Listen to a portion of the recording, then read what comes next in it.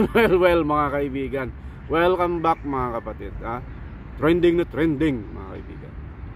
Cuadro Alas may bagong boxing coach mga kapatid. So nagtrending ito mga nakaraang araw, no?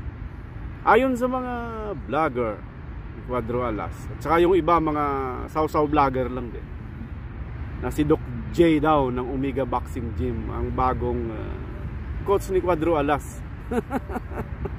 Which is hindi naman totoo mga kaibigan. Sinundan ito ni JB Tan Vlogs. Unang-una nagpalabas nito si Captain Barbell. Saka sinundan ni JB Tan. Pero si JB Tan playing safe. May disclaimer siya na kunyari si Doc J ano kaya mangyayari. Parang gano'n. At saka si Mas May Alam. Yeah. Mas May Alam TV. Siya nang may alam. Nakakalamang siya sa kaalaman. Sabi niya, baka yung kapatid daw ni Floyd Mayweather Sr. Yan, ang magiging boxing coach ni John Real Casimero. Cuadro Alas, angas ng Pinas. Pero ang totoo, mayroon na nga, pero hindi lang nila sinasabi. So tayo mga kaibigan, pag medyo matino pa yung pag-iisip natin, hintayin natin yung official announcement. Mas nakakaalam dyan yung mga Donaire couple. Alam na alam nila yung sino. So wag tayong masyadong ma-excite sa mga trending na mga nakikita natin. Kahit yung mas may alam pa ang nagsabi. Kasi minsan ang alam nun medyo simplang din. Panoorin na lang natin yung mga videos ng mga to, kung paano nila pinatrending ang bagong coach ni Cuadro Alas mga kaibigan.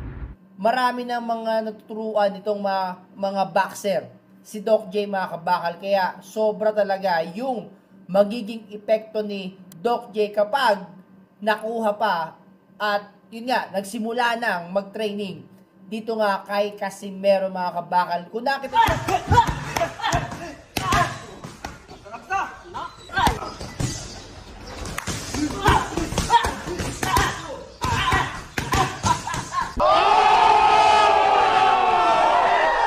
mga kampeyo, tirahin na natin itong may init na issue ngayon. Pasok, intro! Tol Janel Casimero, training nga neto ni Doc J. Disclaimer lang mga kapeyo, medyo matagal na po itong video na to. Sasabihin ko na po sa inyo kaagad, no? At marami lang pong nag-request nito sa akin kanina. Maugo nga po ang pangalang Jeff Mayweather, nakilalang trainer at ito ng undefeated boxing superstar Floyd Mayweather, na siyang kinokontrata na ngayon ng Treasure Boxing Promotion upang maging head coach ni Alas.